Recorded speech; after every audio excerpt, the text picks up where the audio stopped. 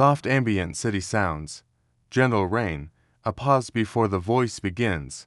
I don't know why I remember that night so vividly. It's been years, but it still comes back in flashes. The kind you feel, not just see, like an ache behind your ribs, or the taste of metal in your mouth. It was a Tuesday. I remember, because I had work the next day, and I wasn't supposed to be out that late. I was waiting at a bus stop, under one flickering street light, the kind of place that feels forgotten. Cracked pavement, graffiti on the bench, and this awful buzzing sound from the nearby power pole. It was almost midnight, and I was the only one there, until I wasn't. I first noticed him when I lit a cigarette. Yeah, I used to smoke. Dumb habit. But that night, lighting that cigarette might have saved my life, because when the flame lit up my face, I saw movement in the glass of the bus shelter. Not behind me, not across the street, right beside me. He was standing there, in the dark, no footsteps, no sound, just standing and staring. I turned slowly, tried to act casual. Hey, I said. Because what else do you say at midnight to a man you didn't hear approach? He didn't answer. Just stood there in this old army jacket, hands in his pockets, hair soaked from the rain, eyes too wide, like he hadn't blinked in a while. I felt it then, this weird, primal thing. Like every part of my body was saying, leave, now. But the buses had stopped running early. I had no car, no money for an Uber, and my phone was at 2%, so I stayed. We stood in silence, the rain picking up, each drop sounding like a clock ticking. Eventually, he spoke. You know what's funny? He said. His voice was hoarse, like he hadn't used it in days. Or like he'd been screaming recently? What? I asked, trying to sound neutral. He smiled, not with his mouth, just his eyes. A slow, twitchy shift. People think they're alone, even when they're not. I didn't know what that meant. Didn't want to know. So I nodded. Said, yeah, deep. He laughed once dry and sharp, like a cough made of glass. Then he sat down on the bench, just a few feet from me. And that's when I noticed it. His jacket was soaked through, but one side was darker, heavy, wet in a different way. It was blood. My heart started pounding. I glanced at my phone. 1%. No service. He leaned back, head tilted, looked at me like I was a puzzle. You ever watch people? He asked. I didn't answer, like really watch them. I shook my head, tried to keep my voice calm. No, I mean, not like that. He nodded slowly. I do, he said. All the time, and then he leaned forward, eyes boring into mine. Want to know what I saw tonight? I didn't. God, I didn't, but I couldn't move. Couldn't even blink. He started talking. There was this guy on the train. Kept laughing at his phone. Loud, obnoxious, no awareness. Just ruining everyone's peace. I nodded. Barely. I watched him. Just watched. Thought maybe he needed to shut up. I swallowed hard. Did you do something?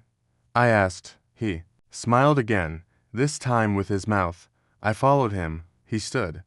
Took a step toward me. I stood too. Rain dripping down both of us now. Cold. Silent. Dead air. I forced my voice to stay steady. Why are you telling me this? He shrugged. Maybe you look like someone who listens. Another step. I backed up. I don't want any trouble, man. I'm just trying to get home. His head tilted again. I know. He reached into his jacket. I stepped back fast, hands up. Don't do that. I don't have anything. No money.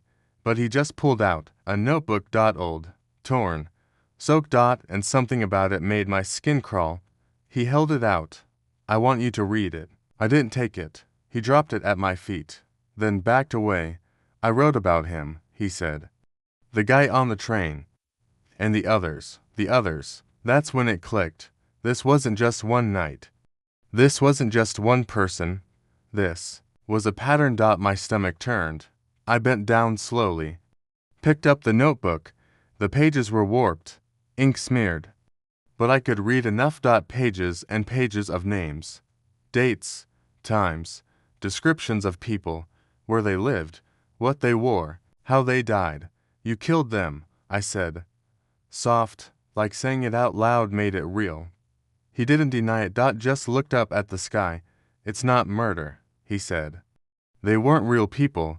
I didn't understand. They were rude, selfish, loud, ugly, empty, just shells. He looked back at me. You know the type. The kind that bumps into you and doesn't say sorry. The ones who let doors close in your face. The ones who pretend you don't exist. He took a step closer. I see them. You see them too, don't you? I froze because sometimes I did. That silent rage at the people who cut in line. The ones who make the world feel colder. The ones you wish would just vanish. He saw it. In me, and that terrified me. I dropped the notebook. Took a step back. You're sick, I whispered. He laughed again, but softer now. I'm free. He turned, walked back into the rain, and vanished down the street. No bus came that night. I walked home, shaking, numb, notebook still lying there in the puddle. I didn't sleep.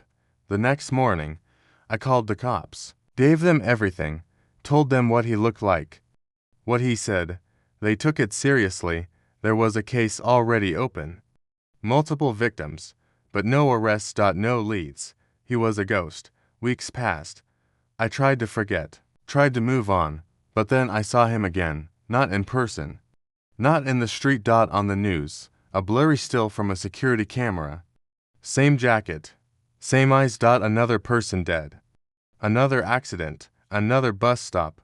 Only this time the victim was holding a notebook. I don't ride the bus anymore. I don't wait alone. And I don't talk to strangers in the rain. But I still think about what he said. That part about people being empty. About how easy it is to stop seeing each other as human. And I wonder what if he was a symptom, not the disease. What if we created him? You want to know the worst part?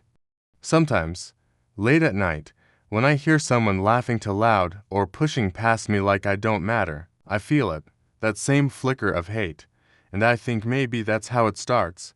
Maybe monsters don't appear out of nowhere. Maybe we build them. One ignored apology at a time, long silence. Then the sound of rain again. Be careful at the bus. Stop. Some people are just waiting. Others are watching. And a few are deciding.